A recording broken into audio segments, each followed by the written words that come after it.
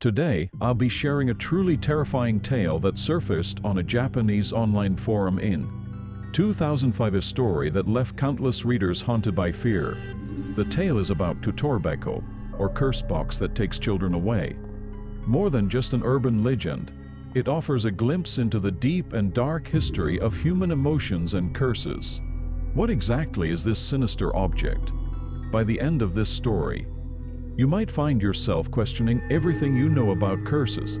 This chilling narrative begins with a man named Kotoribako, the one who posted it online. He was, by his own admission, an ordinary person with no special connection to the supernatural. He didn't believe in ghosts, curses, or spiritual forces.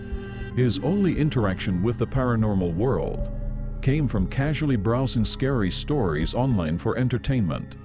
But all of that changed after a single, horrifying experience, one that shattered his view of reality and left him forever changed. Central to the story is Kotoribako's childhood friend. Min has been Kotoribako's close companion since middle school. Now, in their early 30s, they still regularly meet up to hang out and enjoy drinks.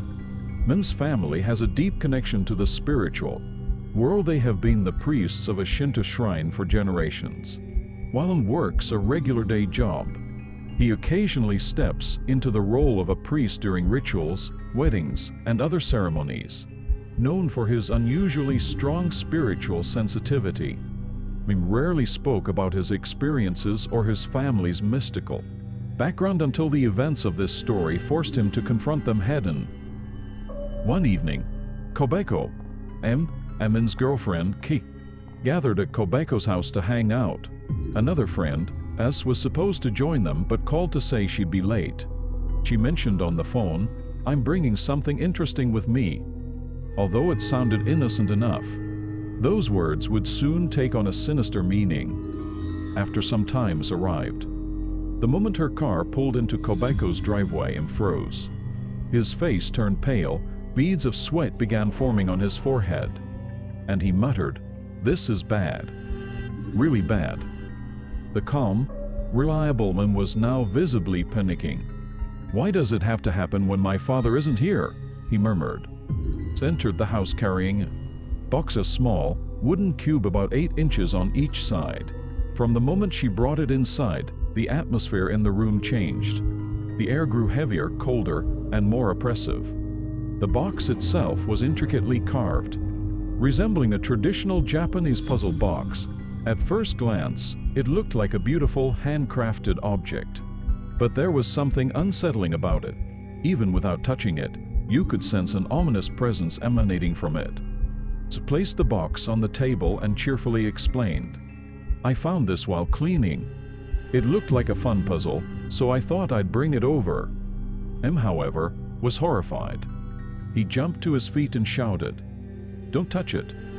Absolutely do not touch that box." His fear was palpable, and his friends could only stare at him in confusion. Min took a deep breath and began dialing his father. Over the phone, he exchanged a series of cryptic words. When he hung up, he turned to the group and said, "This is a curse box. If we don't deal with it now, we're all in danger." What followed was a ritual unlike anything Kotoribako or the others had ever seen. He grabbed a knife and cut open the palm of his hand, letting blood drip onto the box. As he performed this act, he chanted what sounded like a mix of prayers and curses. His face was drenched in sweat, but his voice was firm. "Don't panic. I'll protect you. Just don't panic," he told his friends, and then turned to us, telling her to open her mouth. He smeared his blood onto her lips, explaining that this would block the curse from taking full effect on her. Moments later, started retching violently. She vomited a mix of blood and bile onto the floor. Watching this, Min nodded grimly. "It's coming out," he muttered.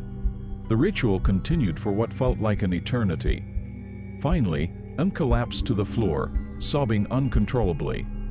The strong, composed man they thought they knew was now reduced to tears, completely drained from the ordeal. Later, explained what had happened. The box, he said, was no ordinary object. It was called a Kotoribako, a cursed artifact designed specifically to harm women and children. Inside the box were the remains of children who had been killed in a cruel practice known as thinning, where families in impoverished regions were forced to reduce their number of dependents. These remains, mixed with animal blood, had been sealed inside the box alongside the curses and hatred of their creators. According to him, these boxes were created by an oppressed community in 19th century Japan. Faced with extreme discrimination and violence, they turned to dark rituals to seek vengeance on their oppressors. The boxes were designed to bring suffering to anyone who came into contact with them, particularly targeting families with young women or children. The community used the boxes to retaliate against their enemies, but over time, the power of the curses grew beyond their control. Even those who created the boxes began to suffer the consequences. Recognizing the danger, the creators passed the task of safely sealing and destroying these artifacts to trusted spiritual families. Min's family was one of those entrusted with this responsibility. Min's words left Tobacco and the others speechless. The implications were terrifying. If Min hadn't been there, the curse could have killed or worse, bred to the rest of them. Even now, many questions about the Kotoribako remain unanswered. Why was the box found in his home?